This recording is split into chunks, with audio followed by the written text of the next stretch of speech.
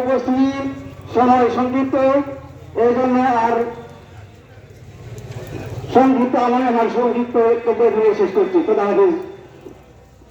সংগ্রামী সাথী বন্ধুগণ, এই পর্যায়ে সংক্ষিপ্ত বক্তব্য নিয়ে আসছেন ইসলামী ছাত্র আন্দোলন বাংলাদেশ বগুড়া জেলা শাখার সাবেক দায়িত্বশীল নবায়ন চুক্তি করেন বারবার, মানে বিগত সময়ে যে চুক্তি করছে ওটা পরিপূর্ণ হয় নাই, পরবর্তী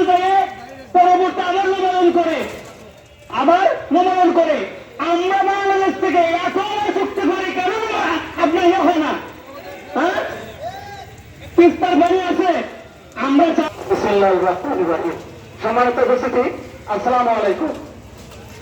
আজকের এই বিষয়টা 10টা চুক্তি দিয়ে, আপনারা জানেন 1972 সাল থেকে শুরু করে আজ পর্যন্ত 2024 সাল পর্যন্ত বাংলাদেশ সরকার 2010 সালে আপনি বাংলা বন্দর চুক্তি, রাস্তা, ট্রানজিট এবং আজকের রেল চুক্তি আপনারা জানেন বাংলাদেশ। সম্মানিত সুধী ভাই, আজকে এই বক্তব্য এখানে শেষ করছি। আসসালামু আলাইকুম। সংগ্রামী সাথী বন্ধুগণ, আজকে বাংলাদেশের যে অবস্থা, বর্তমান আওয়ামী সরকার শুধু ক্ষমতায় থাকার জন্য বাংলাদেশের সমস্ত কিছু বিসর্জন দিতেছে।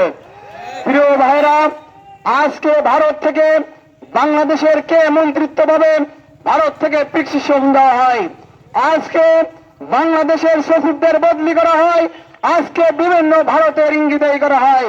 প্রিয় ভাইরা, আজকে আপনি দেশকে রক্ষার জন্য যে কথা বলেন, তলে তলে দাদা বাবুদের সাথে দেশ বিক্রির যে নীল নকশা শুরু করেছেন তা জনগণের কাছে প্রতিমান হয়ে গেছে।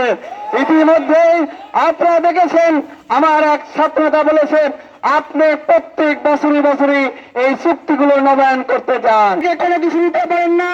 যেটা আমাদের ন্যায্য দাবি, আমরা তিস্তার পানি আজ পর্যন্ত পাই না।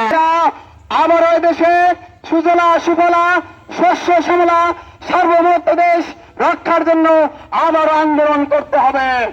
পীর সাহেব ডাক দিয়েছে, মানুষ পীর সাহেবের দিকে তাকিয়ে রয়েছে।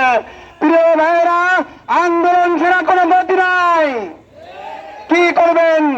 আমাদের এই বাংলাদেশ ছেড়ে কোনো বাড়ি নাই। যাদের বাড়ি রয়েছে এখনো বলতেছি, সময় থাকতে সাবধান হয়ে যান। সময় হলে যাওয়ার পালাবের জায়গা পাবেন না। সংগ্রামী সাথী বন্ধুগণ, এই পর্যায়ে আপনাদের সামনে গুরুত্বপূর্ণ বক্তব্য নিয়ে আসছেন ইসলামী আন্দোলন বাংলাদেশ বগুড়া জেলা শাখার সম্মানিত সদস্য জনাব মোহাম্মদ আব্দুল সালাম।